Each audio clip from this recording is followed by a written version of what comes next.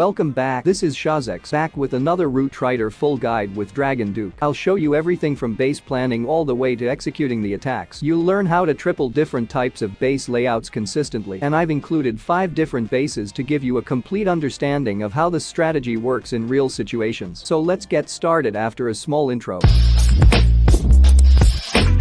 Here's the full army comp. Don't worry, I'll also show you everything at the end of each attack. Guys, for the Dragon Duke rocket backpack I'd recommend for level at least 9. Rest of the things can be the same as per as you like. So let's start with the first plan. This is our first base with an island style layout, and these can be tricky to triple as players often find it difficult to triple these types of bases. There's a poison and rage tower, so timing and pacing are going to be very important here. So first we will drop the Duke here and pop the ability. He's going to travel through this path, picking up solid value and setting up one side of the funnel. Next, we bring in the Archer Queen at the army camp and activate her Giant Arrow ability. This creates a diagonal cut through the base, weakening the core and damaging multiple defenses that are lined up. This early value is key because it reduces the pressure on our main push, and also we need to make sure both of the heroes are on the same side. Next, we will drop our army in the middle and rest of the heroes. We will use Overgrowth here to shape a path for the riders because our target will be taking out the town hall first along with the core, and the rest of the spells will be used accordingly. So let's start with the attack. As you can see here, the Infernos, the Poison and Rage Tower. So let's deploy the Dragon Duke at the corner and pop the ability, and you can see here how beautifully it is going forward while damaging defenses. Next, drop the Queen here and now pop the ability and SB along with her for funneling.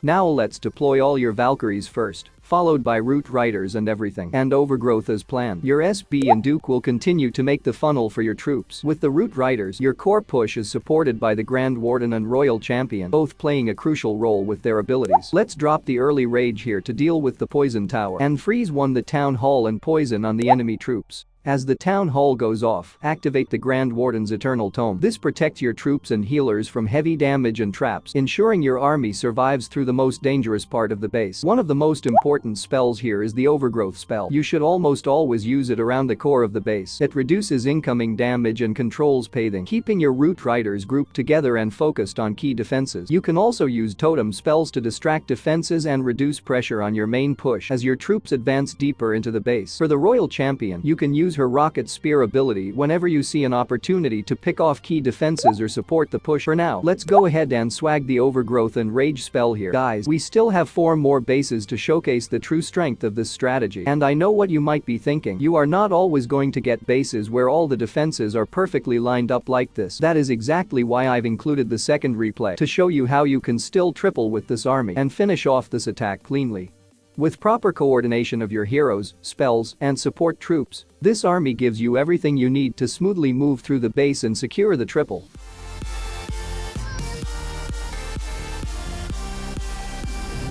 Here's the second strategy. As you can see, the Eagle Artillery and the Monolith are positioned together in one corner, while the Town Hall and Infernos are grouped on the opposite side. So the plan is to split pressure across the base. Start by sending in your Dragon Duke from the top side, aiming him toward that artillery and Monolith. Pop his ability early so he begins working his way along the edge and eventually transitions toward the side of the base, picking off key defenses. At the same time, use the Archer Queen's arrow to target Town Hall along the same upper side. Then deploy SB to establish a clean funnel. Add 2 Valkyries to quickly remove the outer trash buildings. Send in the rest of your troops and heroes from the bottom side. As the push develops, keep a close eye on the Town Hall compartment. This is where timing becomes critical. Use the Grand Warden's ability based on incoming damage, especially if your troops are about to engage the Town Hall or heavy defenses. Also, do not forget to use the Overgrowth spell at the right moment. This will open up the pathing for your Root Riders, allowing them to move smoothly into the core instead of getting stuck on the edges. Use early rage spells to push your troops from the Town Hall's damage. Now moving on to the Dragon Duke. He is one of the most flexible components of this army. Since he is paired with the Phoenix, you can deploy him separately from your Root Rider push. This allows him to pick off key defenses that are otherwise difficult to reach early in the attack. You can see here how the Valkyries are working great to snipe down the scattershot compartment. In the next attack, we have another spread out base with an invisibility tower. So keep some patience, and if you're enjoying till now, feel free to subscribe and turn on the bell notification and comment down below your favorite thoughts on this strategy. You can see here the amount of troops left to finish off this attack.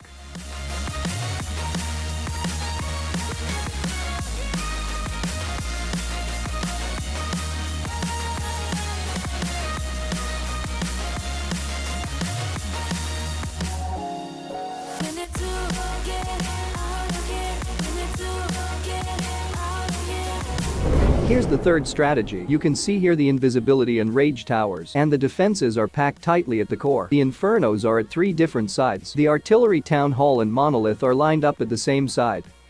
So let's drop the Duke at the top side and use the ability.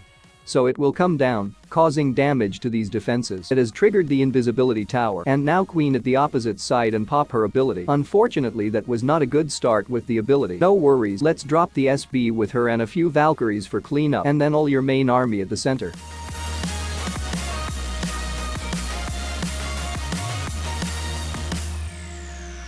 We'll lose our Duke very soon. No problem, let's drop the rage spell on our root riders and freeze on the town hall. Poison on the enemy troops. As you approach the base, the eternal tome becomes crucial. Use it to protect your army from heavy damage, especially from traps and high DPS defenses. Use the rest of the spells accordingly. And we've got Valkyries coming out from Clan Castle. The Overgrowth spell should be placed around the core, where it provides maximum value by opening up pathing and allowing your troops to move cleanly through high damage zones. I think the base is already finished and there's no need to use them. We can easily swag them out. You can also take revive spell instead of Overgrowth, which is incredibly valuable. It is best used on the Dragon Duke because of his strong passive abilities, but if he is still alive, you can use it on other heroes. The Grand Warden is a strong option due to the constant value of the Rage Gem, and the Archer Queen or Royal Champion can also be revived if they fall early. For the Dragon Duke, you can use him on the top side of the base. He will help clear key defenses and can also transition to support your root riders. Overall, this is an extremely powerful strategy. You can see we've made multiple mistakes at the start. Still, this attack can dominate across different town hall levels. So let's finish this off and move to the fourth strategy. As you can see, this time we have a poison and invisibility tower at the core. So we're going to use a different approach to finish off this base. Also, my CC troops and spells are very low level. Targets like the Eagle Artillery, Monolith become much easier to deal with this way, reducing incoming damage from long-range threats. Alternatively, you can use him inside the base to assist with funneling defenses, while the Queen clears outer buildings. Regardless of whether you are using a mix of epic or common hero abilities, the Queen's primary job is to control the pathing of both your root riders and your Valkyries. The Queen's role is flexible.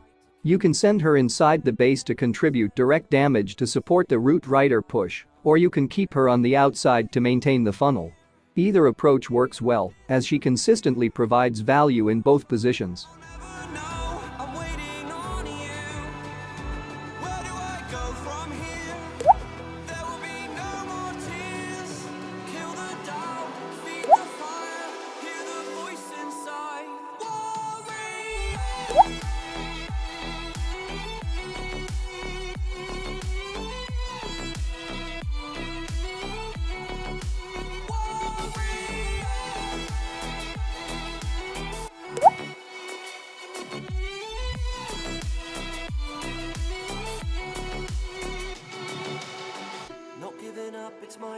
So let me be quiet for now and let you enjoy this attack strategy. Make sure you try this and let me know in the comments. And guys, make sure you subscribe and turn on the bell notifications. Don't forget to share with your clan mates. And I'll catch you guys in the next video. Till then, stay safe and stay beautiful. Peace.